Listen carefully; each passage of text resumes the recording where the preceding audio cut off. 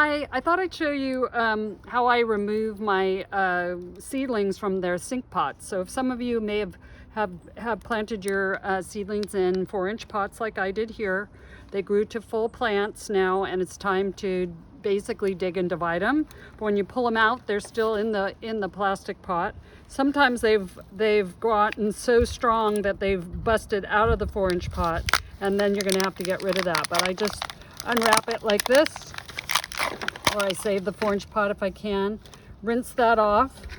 Okay, I've got tags with it, so I'm keeping my tags. So once it's rinsed off, it sort of looks like this. And you know, this is a very compact tuber pot root. So I'm going to show you their eyes along here, here, here, here, here.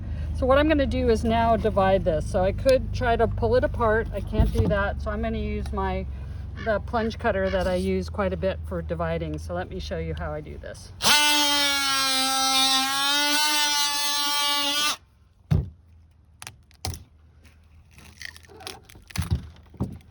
I'm pulling that apart. I'm kind of watching where the eyes are. If it's a small tuber, like smaller than a pencil, I probably won't keep that one, even though there's an eye on it. I'll leave the eye on it there. Now I'm going to get it down into a smaller package again, kind of dividing between the eyes. Getting it down a little bit smaller. And again, I can get it even smaller.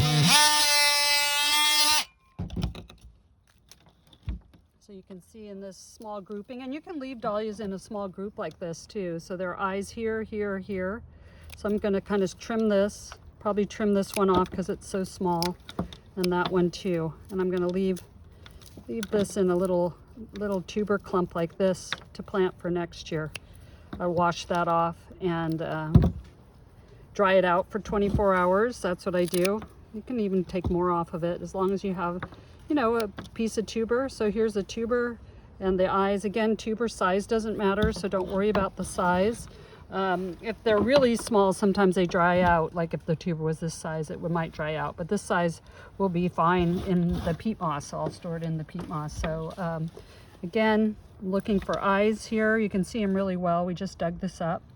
I like to dig and divide right after I dig up. So I'm going to take this off, kind of going between the tubers if I can. So there's a tuber associated with these eyes here.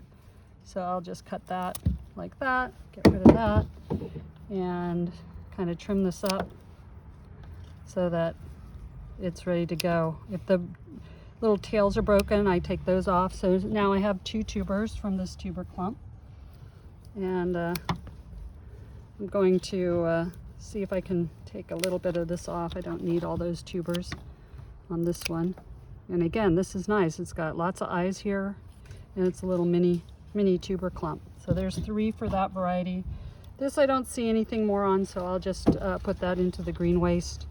And again, I've got another one here. These small ones I tend to trim off because they won't last the winter very well. And I could just leave this as one tuber clump like that. If I've cut the tubers in half, I usually get rid of those. And so I could just do this, cut that off, trim some of this back like this,